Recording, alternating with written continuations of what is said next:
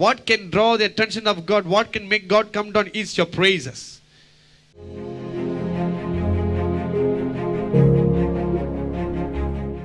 In 2 Chronicles 20 verse 21. And when he had consulted with the people, he appointed those who should sing to the Lord and who should praise the beauty of holiness as they went out before the army and were saying, Praise the Lord. Praise the Lord. For his mercy endures forever. For his mercy endures forever. Whenever a king, he wage a war against their enemies, there's enemies coming against them. The kings, although they know they're going to lose, the very first thing that they will do is that they will prepare whatever it is possible to protect them, to shelter them, to cover them from being attacked. Hallelujah. But this king is a bit different. More of what he's the king of Judah. Judah means praise God. Hallelujah. So what he did, he appointed people to sing praises. Very unique. If we are going to go to a place, there's a fight there or there's a market there, would we just bring all the instruments there and sing song for the Lord? We will not do that. It sounds we are out of our mind. Hallelujah. But here, these men, maybe the three nations could have seen that. Are they out of their mind? They came with tambourine, with their harps to praise God. We are here to destroy them. What are they doing? That's what they would have wanted, isn't it?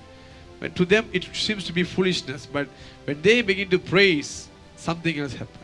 Today when we face some problem, what we have to do? We will not be able to praise God. We will begin to grumble, saying that, Lord, why you put me into this situation? Why me, Lord? Why me? Why me alone have to go through these kind of things? Why not others? Why others are being happy? Why me alone going through such situations? See, everybody can praise God. Everybody can sing and praise. Everybody can open their mouth and praise Him by words. But the true worshippers are those who can praise Him even in the toughest situation. In the darkest moment, in the hardest time, are the true worshippers. God is not pleased with the praises that come from men when everything is all right with them. God is well pleased when you can praise God in your hardest time. That is King David, man of praise. If you see in the Bible, in the book of Psalms, chapter 1 to 150, most of the Psalms are written by David. Not all the Psalms, most of the Psalms. Hallelujah. In all the Psalms you can see that though he is going through a painful situation, hard time, the end of the psalm, he will glorify God. Say that, Lord, even in this, you are my God. I know you will save me. You will shelter me. You will protect me. You are my strength. This is how he praised God. He never put down God in any places. If someone failed to help you, what would you do? You go around and tell the people, oh, I trusted him. He made fool of me. He betrayed me. He cheated on me. You spoiled that. The same thing that we are doing to God as well. When things are not working out as how it's supposed to be, as how we prayed for, we begin to grumble, to curse God in our heart. Why God? Why me? You are not loving me. You love others so much. Why me?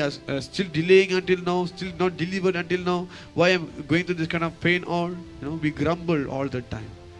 But God is expecting one thing, that even in this situation, He is expecting your praise. Look at Job. When God take away everything, by nature, humans will curse. That's what the wife said. Why are you still holding to integrity? Just curse the Lord and die. But he says that, are you talking like a foolish woman? It is not that God will give alone, even if you take His name to be praised. So praise must be there in your life. In every negative situation, when the enemies are coming in front of you, praise God. That's what King of Judah displayed to us in the word. He showed us that when the enemies, the challenges are coming in front of you, you keep praising God. That's your part. Keep praising God. When you keep praising God, the victory is yours. The battle belongs to God, the victory comes to you. Why we could not praise God is because we don't understand the power of praise. 2 Chronicles 20, 22 to 23. Read for me.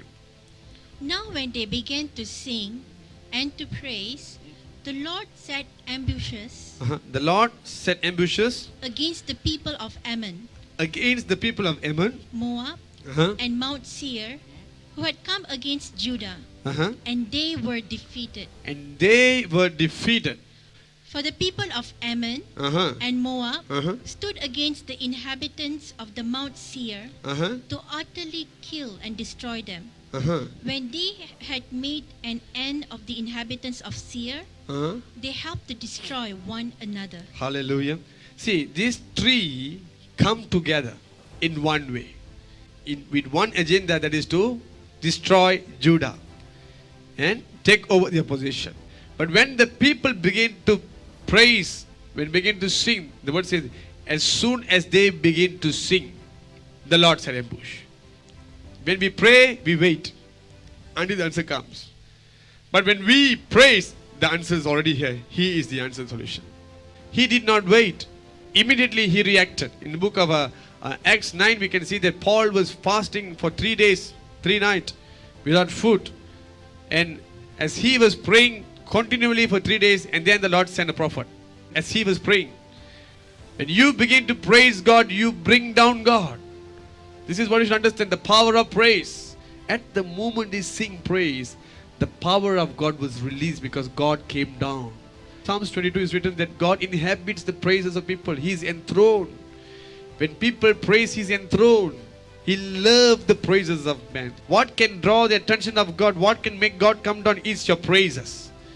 Is your praise. This month is not only the month of faith, the month of victory, but the month of singing praises to God.